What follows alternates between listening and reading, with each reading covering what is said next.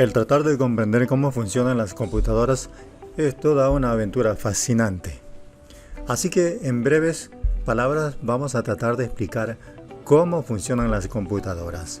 Empezando por las de escritorio, porque es la manera más fácil de empezar este conocimiento. Una computadora de escritorio es una caja o gabinete en donde se inserta una fuente de poder que transforma los voltajes alternos en voltajes de corriente continua. Es una caja que distribuye por diferentes ramales a las diferentes secciones de la computadora los voltajes requeridos. Todo esto lo estudiaremos con detalle en la arquitectura de computadoras. Ahora bien, dentro de la computadora hay una tarjeta grande o principal conocida con el nombre de motherboard. Dentro de esa motherboard hay un circuito especial conocido con el nombre de BIOS. La misión del BIOS, cuando se creó la computadora personal, era la de detectar si es que habían unos componentes mínimos instalados en la máquina. Estos eran la memoria RAM, el disco duro, un dispositivo de entrada de datos como un teclado y un dispositivo de visualización o pantalla o monitor. Si estos elementos eran detectados por el circuito conocido con el nombre de BIOS, entonces la máquina emitía un pitido, dando a entender así que la máquina estaba lista para arrancar. Ahora bien, ¿qué sucede a partir de eso en la máquina? El BIOS trabaja en coordinación con el cerebro de la computadora, que es la CPU, o sea, el microprocesador.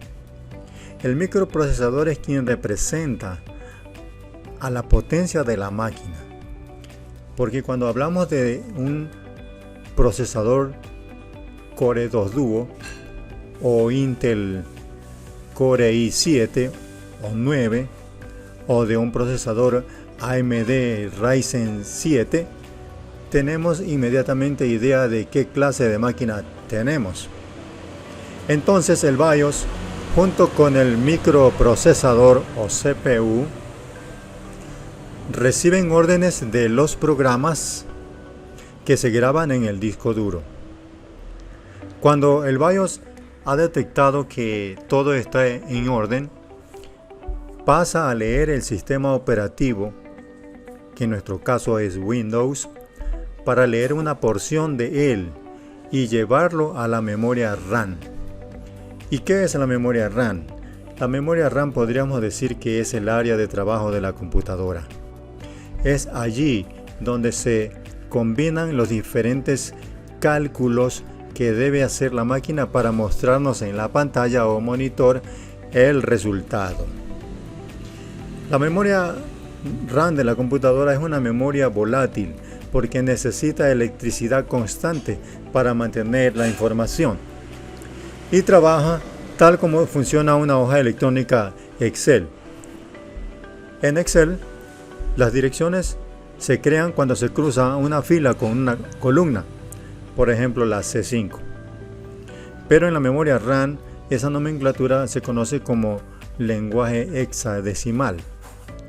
Y en cada ubicación o dirección se establecen datos que luego se combinan con otras direcciones para que en una tercera posición o dirección aparezca el resultado. Y estas operaciones se hacen de una manera fugaz porque los datos se están combinando constantemente y retirando de las celdas para producir los resultados. Se trabaja entonces a una velocidad vertiginosa. Y así trabaja la máquina, presentando el resultado en la pantalla de la máquina o monitor de la computadora. Cuando el operador está satisfecho con la operación que ha hecho el programa, debe dar la orden de grabar o salvar la información para acumular el resultado en un archivo que puede grabarse en diferentes medios, siendo el principal el disco duro. Una vez que se ha terminado el proceso y salvada la información, el programa puede cerrarse y la memoria RAM queda en blanco para que pueda ser utilizada nuevamente para otro proceso. Por ejemplo, ver una película. Y ese ciclo de trabajo se repite una y otra vez, cada vez que la máquina se enciende y cada vez que se hace una nueva operación o cambio de trabajo con un programa. ¿Y cómo se dan todas estas apariciones de datos en nuestras pantallas? Es porque dentro de la computadora, es decir, en su parte circuital, se manejan informaciones de voltajes altos y bajos. Esos voltajes altos y bajos se conocen como digitales, porque solamente se trabaja con 2 dígitos, es decir, una señal alta representada por un 1 y una señal baja representada por un 0. Y todas estas combinaciones de unos y ceros generan números, generan palabras, generan códigos para que la computadora muestre en el monitor o pantalla el resultado. Que como intrínsecamente sucede todo esto sería entonces un objeto especial de nuestro estudio en la programación de computadoras, es decir, en la creación de software.